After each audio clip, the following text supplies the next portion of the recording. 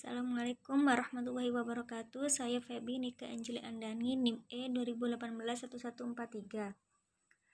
Saya perwakilan dari kelompok 9 yang ingin mempresentasikan tentang apa riset kualitatif itu. Nah, di sini mengidentifikasi untuk memilih baiknya untuk pekerjaan kualitatif. Namun ada juga perbedaan utama. Misalnya, pekerjaan kualitatif biasanya tidak mengalami masalah pengukuran.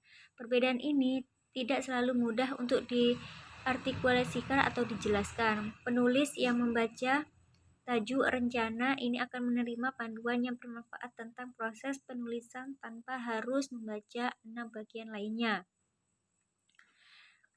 Nah, ini tentang cara menulis yang efektif. Yang pertama yaitu bangun teori secara induktif.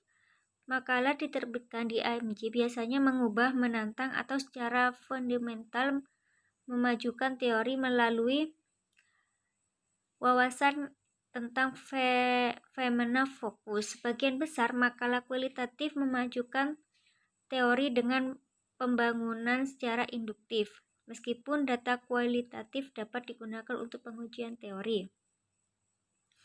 Yang kedua, bagian depan yang pendek dan serbaguna. Penelitian kualitatif seringkali harus membangun sebuah kasus untuk pertanyaan penelitian mereka dan memotivasi pekerjaan mereka lebih kuat daripada penelitian kualitatif.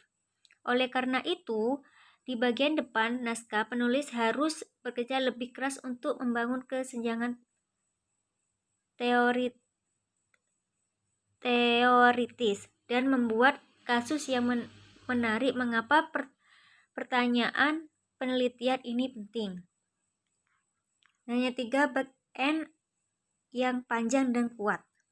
Pekerjaan kualitatif seringkali membangun teori ujung depan dengan mengembangkan hipotesis yang kemudian diuji. Karena teori baru dibahas di bagian depan, bagian belakang, makalah kualitatif berfokus terutama pada implikasi hasil empiris.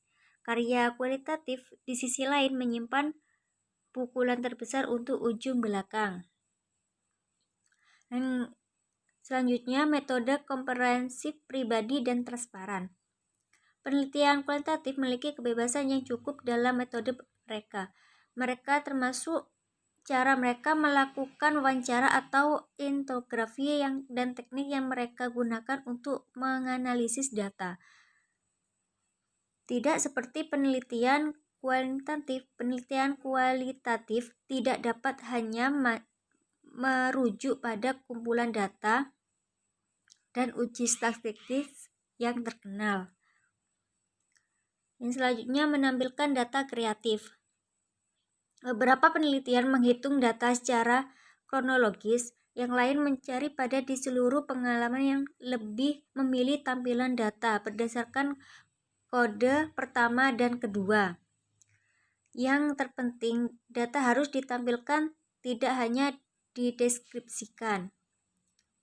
Dan yang selanjutnya, cerita kisahnya, yakni jalinan yang erat antara teori dengan cerita, dan dalam sebuah hanya penelitian kualitatif memecah batas antara meneliti dan menulis, sehingga keduanya terjadi secara kebersamaan.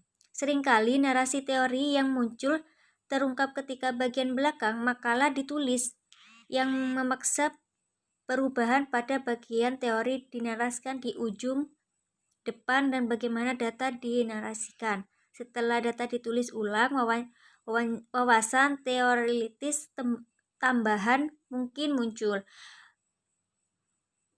Penemuan teoritis oleh karena itu sering terjadi saat menulis. Selanjutnya, kisah unik dan menginspirasi. Sebuah cerita yang bagus, menarik, dan mendorong batas penelitian kualitatif melakukan melalui data dan narasi teorinya. Narasi data menempatkan data dalam konteks yang unik. Menarasikan dengan terampil dan mengungkapkan sesuatu yang baru dan kuat tentang manajemen dan organisasi. Dan selanjutnya, pikiran akhir dalam merefleksikan perjalanan kami dalam mempersiapkan dan menulis editorial ini, kami melihat banyak persamaan, seperti yang kami lihat perbedaan antara makalah kualitatif yang baik dan makalah kualitatif yang baik. Kuantitatif yang baik. Di AMJ, menulis artikel ilmiah yang kuat adalah pekerjaan yang menantang sekaligus bermanfaat. Terlepas dari jenis data yang dilaporkan. Dalam hal ini, tujuan kami di sini bukanlah untuk membuat makalah kualitatif tanpa lebih sulit untuk ditulis atau untuk memisahkan penelitian kualitatif dan kuantitatif dan kualitatif. Faktanya, manuskrip kualitatif mendapat manfaat dari tradisi kuat penelitian kualitatif. Demikian dari saya, cukup dari saya. Selebihnya mohon maaf. Wassalamualaikum warahmatullahi wabarakatuh.